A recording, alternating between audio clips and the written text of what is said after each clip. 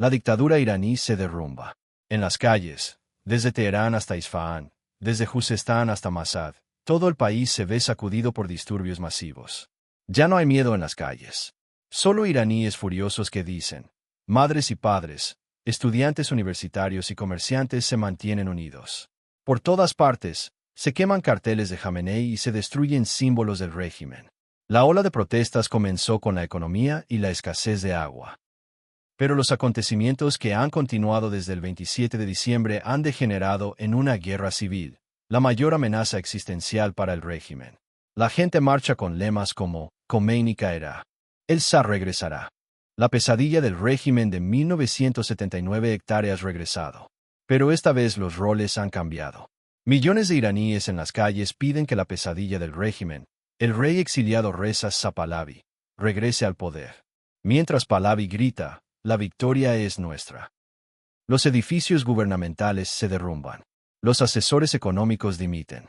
Rusia está preocupada por sus propios problemas. China guarda silencio. Esta vez, nadie puede ayudar a los mulás. Estamos al borde del colapso, donde el pueblo iraní dice, ya basta. Prepárense, que empezamos. Este es el amanecer de un nuevo Irán, nacido del colapso de la dictadura. El detonante de este caos lo accionó el propio presidente Pezeshkian.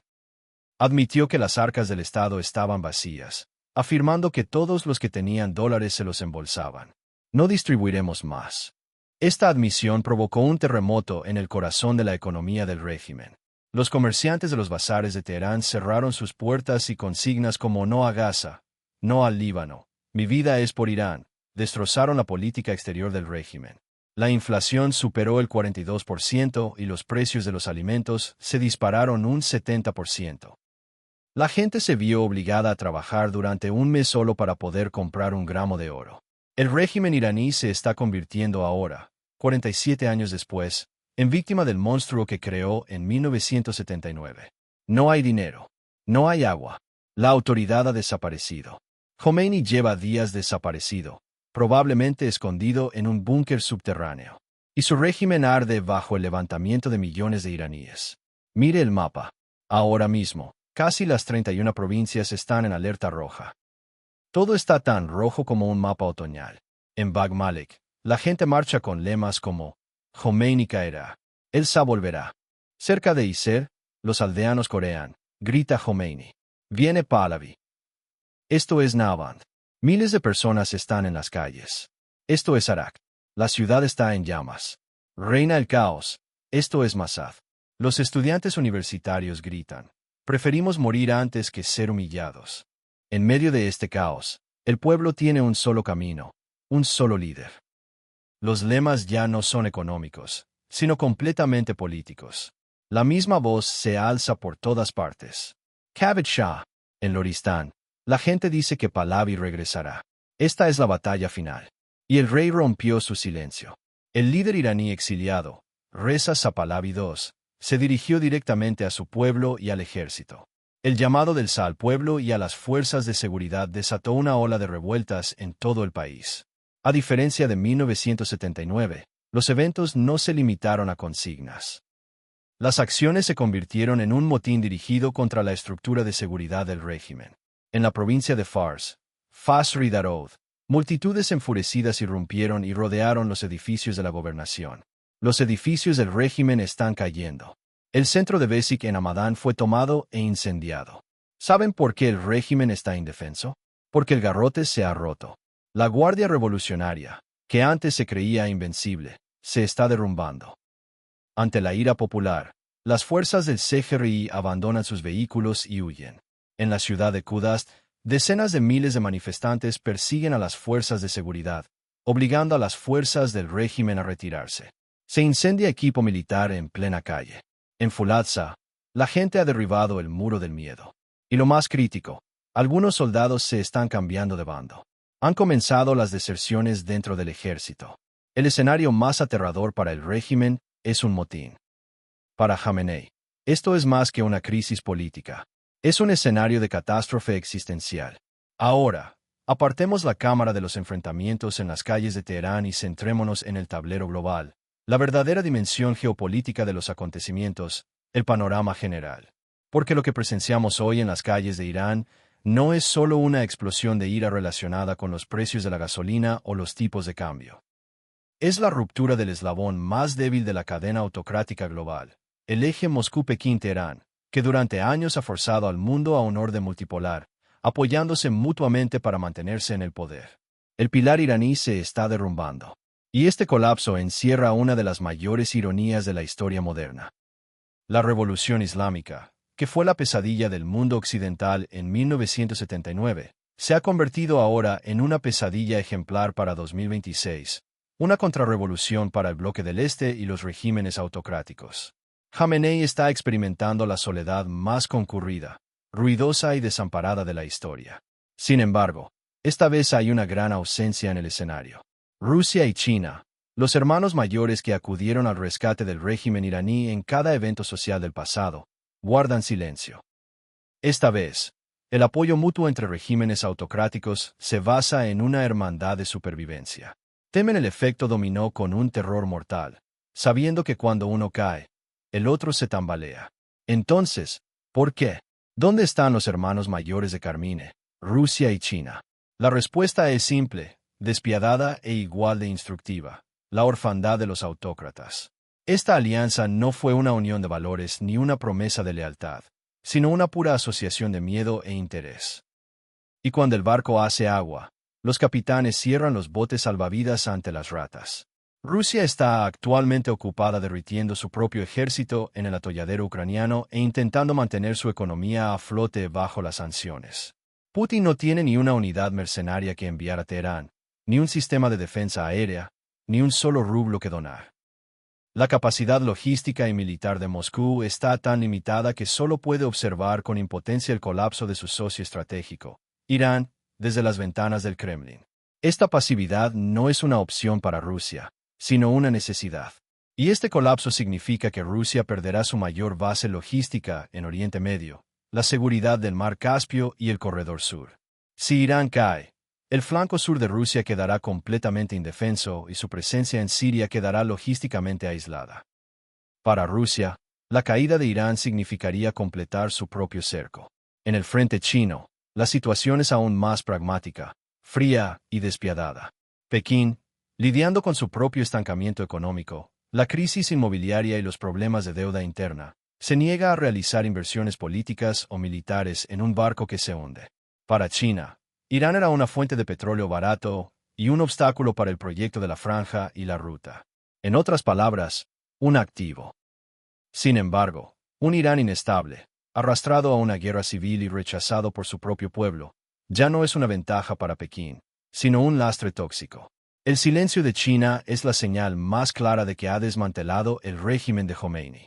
Esta situación evoca un escenario aterrador para todos los regímenes autocráticos, una cadena de revoluciones similar a la primavera árabe. Recordemos que una chispa en Túnez prendió fuego a Egipto, Libia y Siria. No hay garantía de que las consignas de «muerte al dictador», que se corean hoy en las calles de Teherán, no resuenen mañana en Moscú u otra capital. Es precisamente este coraje contagioso lo que temen los autócratas. La repulsión sin contemplaciones del pueblo iraní a los tanques del CGRI está desmoronando la percepción de un Estado invencible. El año 1979, con la caída del régimen del Shah, dio origen a un modelo de totalitarismo teocrático. En aquel momento, este cambio alteró el equilibrio en la región. Hoy, el péndulo oscila en la dirección opuesta. Lo que está sucediendo a partir del 1 de enero de 2026 es la venganza de 1979. Sin embargo, esta revancha tiene el potencial de sacudir no solo la política interna de Irán, sino también el equilibrio de poder global. Porque si Irán cae o experimenta un cambio radical de régimen, el centro logístico de Rusia en Oriente Medio y el proyecto de energía, seguridad y la Franja y la Ruta de China se verán comprometidos. El régimen iraní está experimentando una profunda crisis de legitimidad en este proceso, que denomina crisis económica. La confesión de Pezeshkian de que quien quiera que haya tomado el dólar es el documento oficial de la bancarrota del Estado. El pueblo ya no quiere reformas. Quiere desmantelar por completo el sistema. En este punto, la falta de ayuda del bloque autocrático es el factor principal, convirtiendo el pánico interno del régimen en pánico total.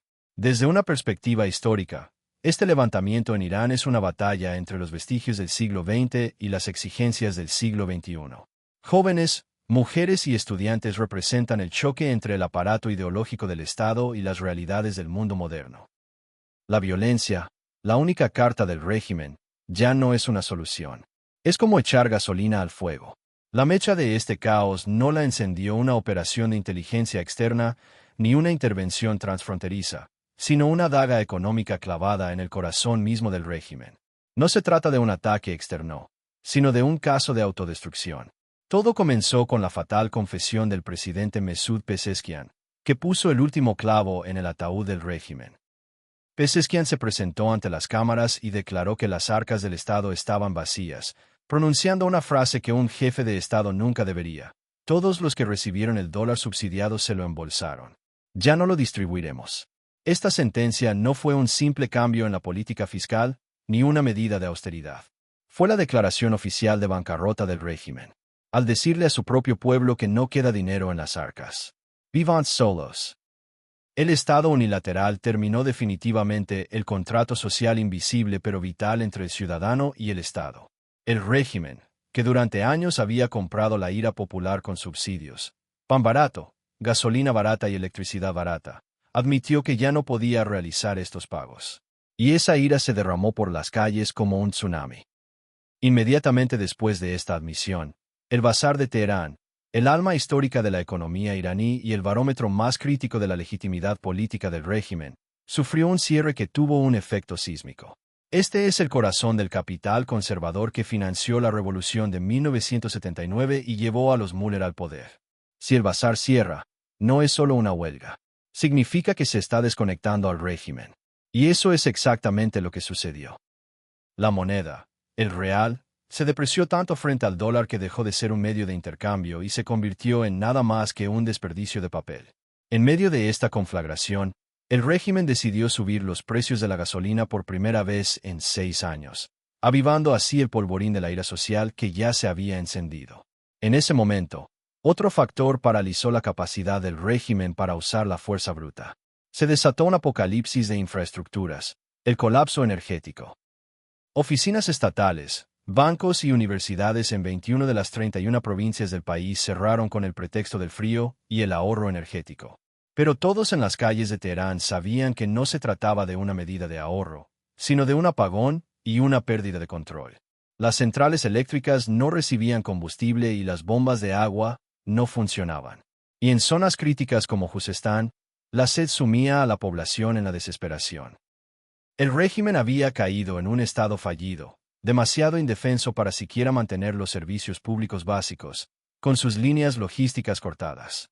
La sustitución, presa del pánico, del gobernador del Banco Central por parte del presidente Pezeshkian o sus ridículas promesas de asistencia económica al pueblo equivalentes a unos $5 al mes fueron como ponerle una curita a un paciente con quemaduras de 4º grado. La gente ya no quería curitas. Quería la amputación del miembro gangrenoso, es decir, la eliminación total del régimen. El hallazgo más crucial de nuestra investigación es este.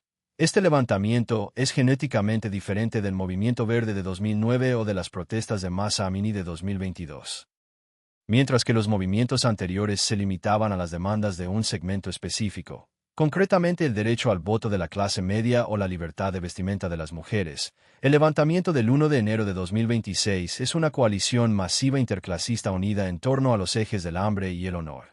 Los trabajadores petroleros están cerrando válvulas. Los estudiantes están ocupando campus. Los comerciantes están cerrando sus persianas. Y lo más importante, los sectores conservadores religiosos, considerados la base del régimen, también se están uniendo bajo el lema: Jamenei es un asesino y su gobierno es ilegítimo. Este es un escenario en el que la base social del régimen ha sido completamente erosionada. Su legitimidad ideológica ha quedado reducida a cero, y solo queda la violencia cruda y descarada. Como resultado, el 1 de enero de 2026 no es solo una fecha en el calendario, sino el día en que se reescribió el destino de Oriente Medio. El día y la era terminaron en Irán. El sol ya no sale por el este, sino por esas calles oscuras, por los ojos de mujeres valientes, jóvenes y padres furiosos que dicen basta. El régimen de Khomeini está pagando el precio de su suicidio económico, su guerra contra su pueblo y su arrogancia de la manera más dura posible, siendo relegado al basurero de la historia. Ese muro del miedo ha sido derribado una vez y esos ladrillos nunca podrán volver a colocarse en su lugar. La huida de las fuerzas del régimen, la quema de carteles, el llamado al rey, la caída de las gobernaciones, todo esto proclama una única verdad, un veredicto inalterable. Irán ha superado el punto de no retorno. La mesa de reformas ha sido revocada. Ya no queda lugar donde Khomeini, la Guardia Revolucionaria y este régimen decrépito y corrupto puedan huir. Ya no queda donde esconderse. El silencio ominoso y opresivo en Teherán ha dado paso al clamor de libertad de millones de personas. Y recuerden, cuando un pueblo deja de tener miedo, los dictadores no pueden hacer nada. No hay bala que puedan disparar. Irán avanza hacia la libertad y ningún poder puede detener esta marcha. ¿Qué opinan al respecto? Compartan su opinión en los comentarios. Para mantenerse informados sobre los análisis especiales, suscríbanse a nuestro canal y activen las notificaciones. Gracias por elegirnos.